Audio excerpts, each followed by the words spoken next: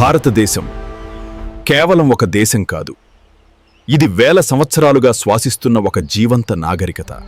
వేల సంవత్సరాల క్రితం సింధు నది ఒడ్డున ప్రపంచాన్ని మించిపోయిన నాగరికత వెలిసింది. అది ఇండస్ లోయ నాగరికత. భారతదేశం ప్రపంచానికిచ్చిన గొప్ప వరంబోరం విద్య. నాలంద, తక్షశిల, ఇక్కడ చదవడానికి ప్రపంచం నలుమూలల నుంచి విద్యార్థులు వచ్చేవారు. ప్రపంచాన్ని మార్చిన ఒక చిన్న గుర్తు సున్నా. సున్నా లేకపోతే ఈరోజు మనం చూస్తున్న ప్రపంచమే ఉండేది కాదు. హిందూ, బౌద్ధ, జైన, సిక్కు, శాంతిని బోధించిన మతాలన్నీ ఈ నేల నుంచే పుట్టాయి.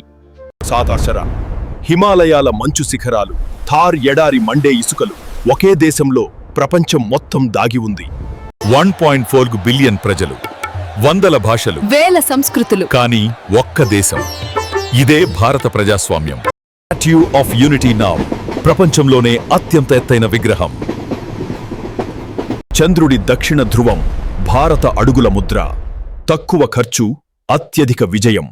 ఇదే భారతీయ ప్రతిభ. భారతదేశం ఒక భూభాగం కాదు, ఇది ఒక భావన.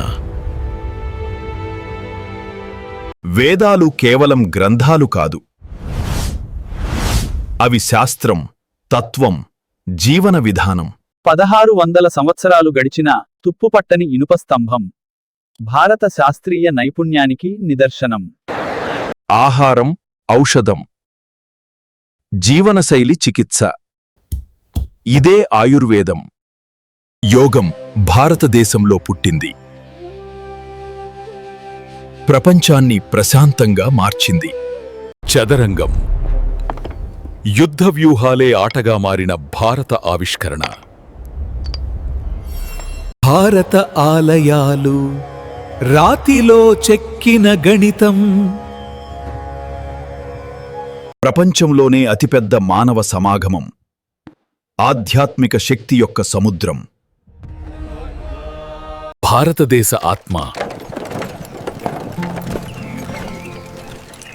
ఇంకా గ్రామాల్లోనే జీవిస్తుంది.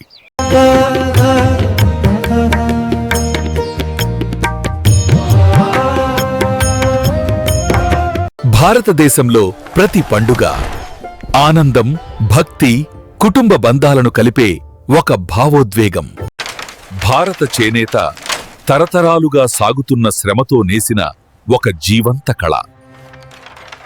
లక్షల జీవాలకు ఆశ్రయమిస్తూ భారత జీవ వైవిధ్యానికి గుండెగా నిలిచే ప్రకృతి వరం. చేతులు, కళ్ళు, హావభావాల ద్వారా భావాలను భాషగా మలిచే అద్భుత కళ. పురాతన కాలం నుంచే భారత వాణిజ్యాన్ని ప్రపంచంతో కలిపిన కీలక ద్వారాలు. పురాతనం పునాది. సంప్రదాయాల మీద నిలబడి సాంకేతికతతో డిజిటల్ భవిష్యత్తును నిర్మిస్తున్న భారతదేశం ఒక దేశం కాదు, చరిత్ర, సంస్కృతి, త్యాగం కలిసి పుట్టిన ప్రతి భారతీయుని గుండెల్లోని గర్వం. ఇలాంటి నిజమైన కథల కోసం అమ్మా తెలుగు ఫ్యాక్ట్స్ ను ఇప్పుడే సబ్స్క్రైబ్ చేయండి.